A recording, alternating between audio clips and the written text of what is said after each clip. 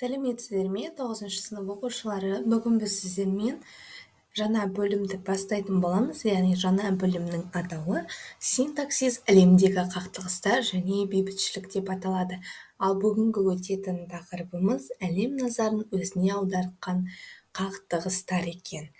Бүгін біз сіздермен үнтаспаны да, ережені де, мәтінді де оқып, барлық тапсырмаларды да жасайтын боламыз. Сол себептен менің каналыма бірден тіркеліп, осы видеоға лайк басып, достарыңызбен бөлісіп отырыңыздар. Ал біз бірінші тапсырмадан бастап жасайық. Бірінші тапсырмада қақтығыс сөзін қалай түсінесіздер дейді. Яғни қақтығыс дегеніміз не? Иә? Қақтығысты соғыс дейміз, және де жанжал дейміз, дау дейміз, саяси мәселе, бақытсыздық, тағы да қосып жазатын болсаңыздар, соңында жаза кетсеңіздер болады. Немесе осы мен жазған дарды жазып алсаңыздар болады. Келесі екінші тапсырмада сіздерге үнтаспадан 22-ші аудио мәтінді тыңдаңыздар дейді. Аудио мәтін бізде 135-ші бетте, қателеспесем. Мінекей 22-ші аудио мәтін. Бізге 1948 жылы 11 мамырда Ұлыбритания күтпеген жерден Палестина 5А мандатын жойылғаны туралы жариялап, 14 мамыр күні өз әскерлерін алып кетеді. Соны пайдаланған еврейлер 14-нен 15-не қараған түні Израиль мемлекетінің құрылғанын жариялайды. Келесі күні бірінші араб-израиль соғысы басталады. 15 мамырда Сирия, Египет, Ливан, Ирак және де Трансиордания әскерлері Палестинаға кірді. Сауд Арабиясы мен Йеменде Израильге қарсы соғыс жариялады. Араб елдерінің әскері 21 мың ғана болса, еврейлердікі 65 мың болды. Соғыстың негізінен араб жағы бастаса да, оның алғы шарттарын жасаған еврейлер. Бұл соғыс арабтар штамының соңғы тамшысы еді. Алғашында әскери қимылдар кезек сәттілікпен өтті, яғни бірде Израиль әскері жеңсе, бірде араб әскерлері жеңіп отырған. Алайда 1948 жылдың күзінен бастап соғыс майдандағы жағдай өзгерді, яғни Израиль әскері желтоқсанның аяғына қарай Палестинаның көп бөлігін өзіне бағындырды. Нәтижесінде арабтар жеңілді. Соғыс барысында Израиль өзіне қосымша 6,7 мың шаршы шақырым жерді қосып алды, яғни Палестина арабтарына берілген аумақтың 60%. Ал қалған 40%-ын Иордания мен Египет өзара бөліп алды. Палестиналық араб мемлекеті құрылмады. Көптеген палестиналық азаматтар араб және де араб емес мемлекеттерге шашырап орналаса бастады. Әрине, палестиналықтардың жеріне жайғасқан еврейлер сол жердің халқына тыныш өмір сыйламады. Израиль үкіметі 1948 жылы 30 маусымда тасталып кеткен аудандар туралы жарлығын жариялады. Жарлық бойынша еврейлердің арабтарға берілген, бірақ соғыс кезінде жаулап алған немесе жарты тұрғындары жоқ аумақтарды тасталып кеткен деп өз құрамдарына қосып алу құқығы да болды. Соның негізінде арабтардың жылжымалы және жылжымайтын мүліктерін тартып алып отырды. Арабтар жер жоғалтумен қатар репрессияға ұшырады. Себепсіз жер аударылып, жасамаған қылмыстары үшін түрмеге жабылды.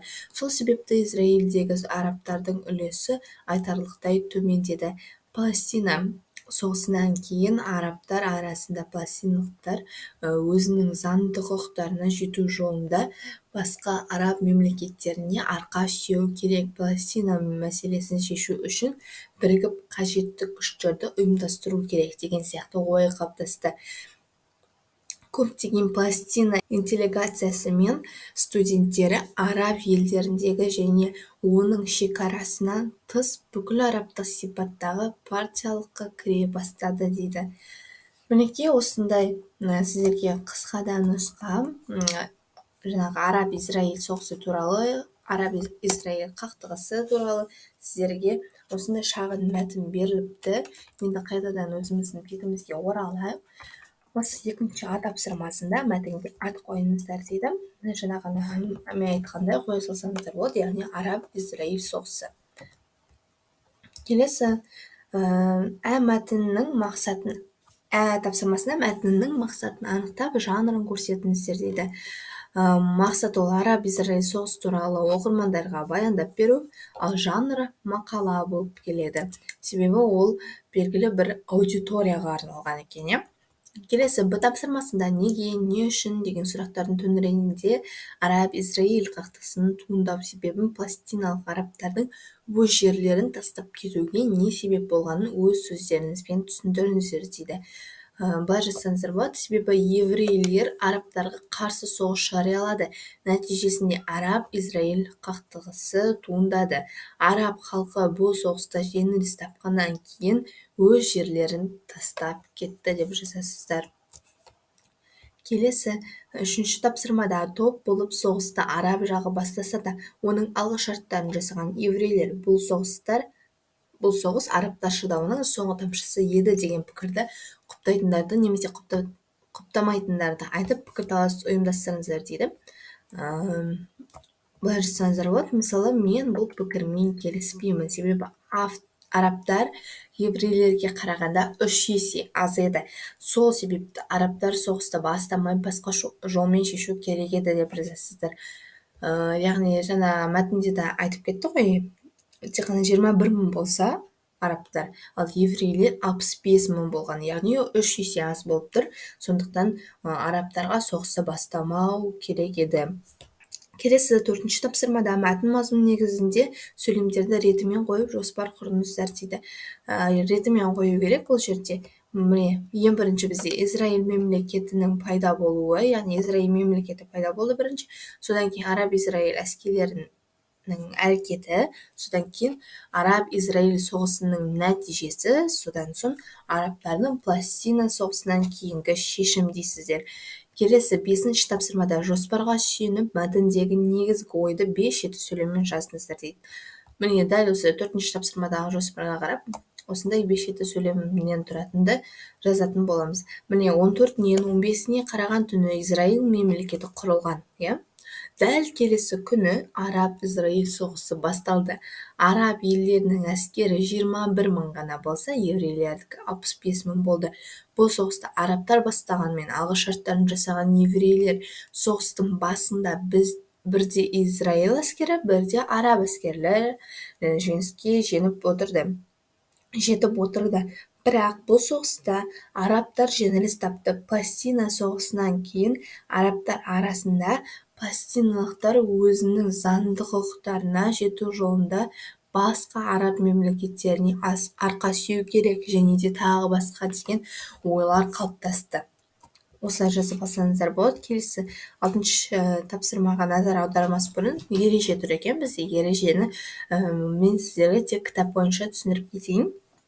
Бізде көп құрамды құрмалас сөйлемдер берілген екен.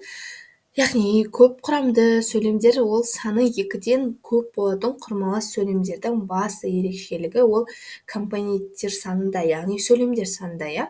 3 немесе одан да көп компоненттерден құралып, олар бір-бірімен өзара салаласа, не сабақтаса, немесе осы 2 байланыс түрінің араласа келуі арқылы байланысады. Осыған орай оның 3 түрі бар. Біріншісі көп құрамды салаластар, екіншісі көп бағыныңқылы сабақтастар, үшінші аралас құрмаластар екен. Мысалы, қарын ашады, бірақ қосқа баруға қорқамын, оны маңайлап қасқырлар жүрген сияқты. Яғни бұл жерде біз көп тұрмыз, 3 сөйлем болып тұр, яғни 2-ден көп сөйлемді кездестіріп тұрмыз. Қарын ашады, яғни сөйлемді аяқтауға болады, баруға қорқамын, сөйлемді аяқтауға болады, яғни бұл бізде көп құрамды салаласқа жатады. Сіздер білесіздер, салалас ол бізде сөйлемнің жалғасын талап етпейді. Сол себептен біріншісін біз көп құрамды салаласқа жатқызамыз. Келесі екіншісіне көп күліп жатқанда, біреу созарып отырса, оның жаны жұмбақ қой. Енді қараңыздар, жатқанда сөйлемнің ары қарай жалғасуын талап етіп тұр, отырса дегенде, бұл да бізде онда көп бағынқылы сабақтас болады. Сіздер білесіздер, сабақтас ол сөйлемнің жалғасын талап етеді, яғни оның баяндауыштары тиянақсыз болады. Келесі 3-шіде көк қалың болғанымен жерде әлі сыз бар, қар суын бойынша тартып дегдей қоймағанды. яғни бұл жерде аралас, өйткені қараңыздар, болғанымен сосын бар, иә. Яғни бұл жерде сабақтас та салалас та кездесіп тұр. Екеуі сабақтаса да салаласа да кездесіп тұрса, демек ол бізде аралас құрмалас сөйлем болады. Мінекей осы үшінші сөйлеміміз ол бізге аралас құрмаластар болады екен. Келесі 6-шы тапсырмада мәтінді оқыңыздар дейді. Ендеше мәтінді оқиық. Адамзат баласы өзінің тарихында қақтығыстарды қарусыз саяси жолмен шешуге біраз тәжірибе жинақтады. Бірақ 20 ғасырдың екінші жартысында қақтығыстар адамзат баласының өмір сүруіне, тірі қалуына нақты қауіп-қатер туғызатыны анықталды. Сондықтан да ғылыми еңбектерде көп көлемде қақтығыстар мәселесін жан-жақты ашу қалыптаса бастады. Оның мақсаты қақтығыстардың ашық қарулы түрінің алдын алу, оларды реттеу немесе жөнге салу, сондай-ақ қақтығыстарды бейбіт жолмен шешу еді. Сондай қақтығыстардың бірі Үндістан мен Пәкістан арасындағы Кашмир мәселесі. Сіздер тарихтан да білетін шығарсыздар Кашмир мәселесі туралы. Ол Үндістан мен Пәкістан арасында болған бір соғыс немесе қақтығыс деуге де болады. Ары қарай жалғастырайық. Тарихқа жүгінсек, Үндістан мен Пәкістан мемлекеті өз тәуелсіздігін алмай тұрып-ақ даулы қақтығыстардың ортасында болған. Сонау 1846 және де 1947 жылдары Кашмир жартылай тәуелсіз болған кезінде ислам дінін ұстаушылар қоныстана бастаған болатын. Сол кездегі Ұлыбританияның қол астындағы Үндістан үкіметі индуизм ұстанушыларын қолдап, мемлекеттік қызметтерге үнділерді көбірек араластырды. Осыған наразы болған мұсылмандар 1931 жылы үнділермен алғашқы даулы қақтығысқа тап болады. Міне осы кезеңнен бастап Кашмир қақтығысы өзінің шешімін іздеуде. Кашмир қақтығысының ішкі аумақтық қана емес, екі ел арасындағы қақтығысқа айналу аймақтағы қауіпсіздік мәселелеріне тікелей әсер етуде. Бүгінгі Кашмир мәселесі шығуының алғышарты екінші дүниежүзілік соғыстан кейінгі кезеңге келеді. 1947 жылы ақпанда Ұлыбритания премьер-министрі Клемент Эттли лейбористік үкіметтің Үндістанға қатысты жаңа саясаты белгіленгені декларацияны қабылдайды. Декларацияда 1947 жылдың шілде айынан бастап Ұлыбританияның Үндістаннан толық шығатыны жөнінде міндеттеме белгіленген еді. Егер осы уақытқа дейін орталық үкімет қалыптаспаса, онда билік тізгіні провинцияларға беріледі деп шешілген болатын. Елдегі Үнді ұлттық конгресі мен мұсылман лигасы саяси партиялардың арасында ортақ пікірдің болмауы, қауымаралық және дінаралық қақтығыстардың өрши түсуі, сондай-ақ Үндістанның бөлшектену қаупінің төнуіне байланысты елді екі доминионға бөліну қиын жағдайдан шығуының ең тиімді жолы ретінде қарастырылды. Үндістанның екі бөлшекке бөлінуіне қарсы болса, екіге бөліну теориясын ұстанып, соңында екі партияда тәуелсіздікті қолдады. Осындай саяси бағыттардың негізінде британдық Үндістанға 1947 жылдың 15 тамызында екі тәуелсіз мемлекет Үндістан мен Пәкістан пайда болғаны белгілі екен. Бұл бізде Үндістан-Пәкістан арасындағы қақтығыс туралы айтылған екен. Енді тапсырмаларды осы мәтін бойынша орындайық. А тапсырмасында мәтінде көтерілген мәселе бойынша талқылау сұрақтарын қарастырыңыздар. Сұрақтарға дәлелді жауап беру арқылы екі тәуелсіз мемлекеттің пайда болу себебін түсіндіріңіз дейді. Былай жазсаңыздар болады. Неліктен қақтығыстарды қарусыз саяси жолмен шешуді ойлап тапты? Үндістан мен Пәкістан арасында қақтығыстарды шешу жолы тиімді болды ма деген екі сұрақ қойсаңыздар болады. Оған жаңағы мен қойған сұрақтарды жазып алып, өздеріңіз осы мәтін бойынша тауып аласыздар. Немесе сіз осы сұрақтарды жаңағы парталастарыңызға қоясыздар, себебі осының жұмысы болғандықтан сіздер оны жаңағы сыныптастарыңызбен орындау керексіздер. Келесі А тапсырмасында тыңдаған және оқыған мәтіндердегі ортақ мәселені анықтаңдар. Қақтығыс оның бір себебі ретінде сол мәселені айтуға болатыны болмайтыны жайлы пікір алмасыңыздар дейді. Яғни бұл жерде былай жазасыздар, екі мәтінде ортақ мәселе ол бізде елдер арасында қақтығыстар және оны шешу жолдары болып табылады. Қақтығыс туындаудың себебі ретінде жер жетіспеушілігі мен дінге бөлінуін айта аламыз. Келесі Б тапсырмасында мәтіннен күрделі сөздерді тауып, олардың жасалу жолдарын түсіндіріңіздер дейді. Яғни, мысалы, декларация деген күрделі сөз бар, ол бізде мемлекеттер белгілі бір түрде әрекет етуге келіскен құжатты айтамыз. Ал премьер-министр дегеніміз үкіметті басқаратын жоғары лауазымды тұлғаны айтады екенбіз. Келесі 7-ші тапсырмада мәтін мазмұнына сүйеніп күрделі жоспар құрыңыздар дейді.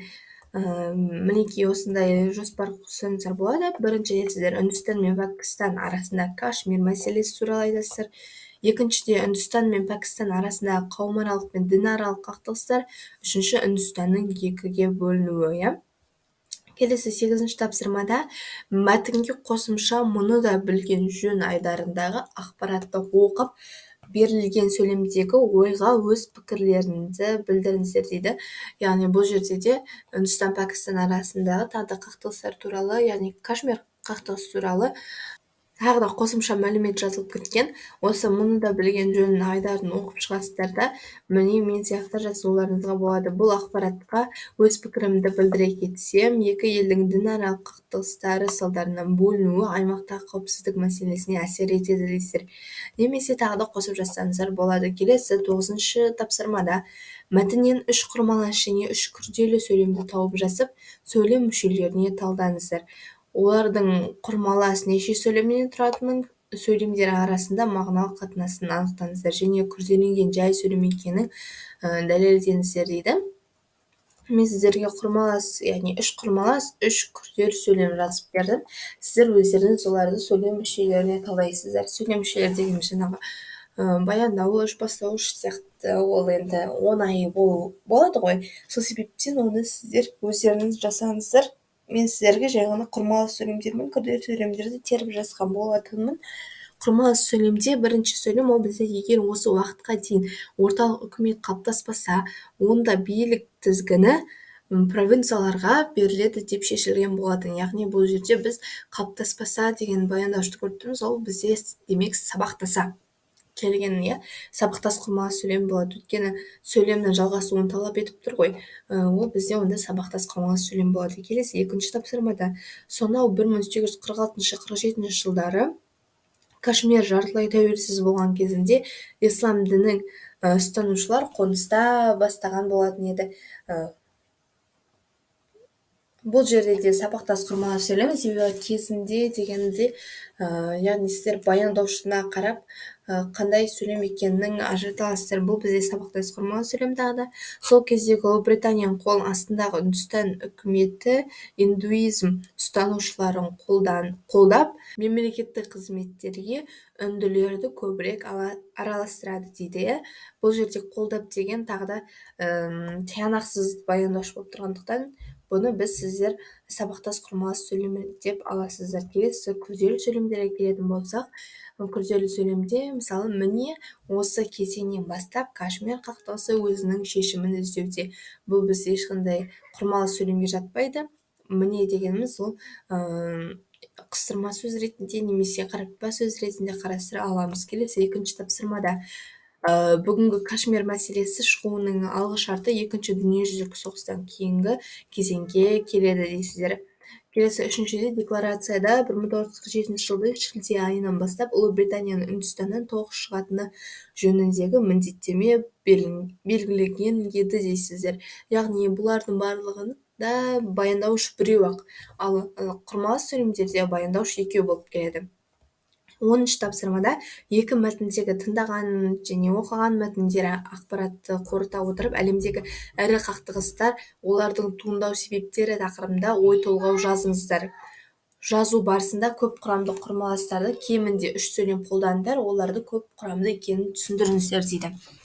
10-ші тапсырмада былай жазасыздар. Әлемдегі ірі қақтығыстар, олардың туындау себептері тақырыбында, яғни әлемдегі ірі қақтығыстар түрлі ұлттардың, этникалық топтардың